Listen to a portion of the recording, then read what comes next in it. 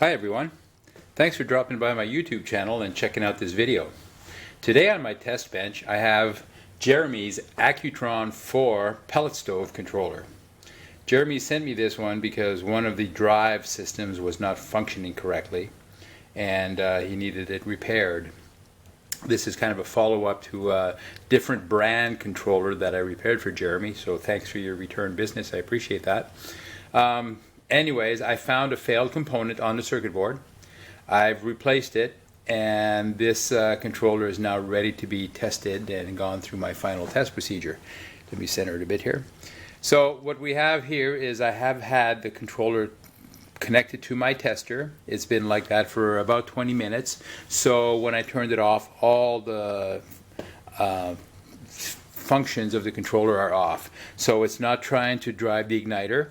It's not trying to drive the combustion fan, it's not trying to drive the auger, and it's not trying to drive the room fan. So I'll step through some of the features of the controller and we'll see that as we go through certain things, it'll turn on the lights, which is simulating the actual item on the furnace itself. So let me go ahead and turn it on, and that should turn on our combustion fan for sure. And it also turned on our auger and our heater element. So we can see that we're in low mode right now. So I'm able to step through that and we'll be able to see the lights go, and we just see right there that the auger cycled on and off. So when the auger cycles on, you see the green light come on here, and at the same time in the background you'll see my tester light come on. So let me go ahead and cycle through. We can cycle through the different modes. For the feed rate, that should change how fast and how often the auger cycles. And you see the auger is now on for a longer period of time, off for shorter. And I can go through the fan. So as I cycle through the fan speeds, we'll see the red indicated light bulb come on, telling us that the fan is running. And we should be able to see a slight intensity change in the light intensity, telling us that the fan would be running more harder or slower. So let's see, there we go, we've got the light on, and as I cycle through we can see the intensity of the light bulb change.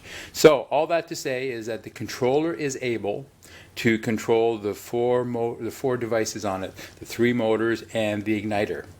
If I were to leave it off, if I were to go ahead and turn it off, we'll turn off the igniter, and the room fan will stay on for a little bit, but it'll eventually shut off. And after a period of time, the combustion fan will also shut itself off. So that's a feature of the controller itself, to make certain that all of the exhaust from the burn fire will get pushed out of the stove if any fire had been started. And the convection fan will continue running to cool down the body of the stove itself, so you don't get an over temp condition or you don't damage it.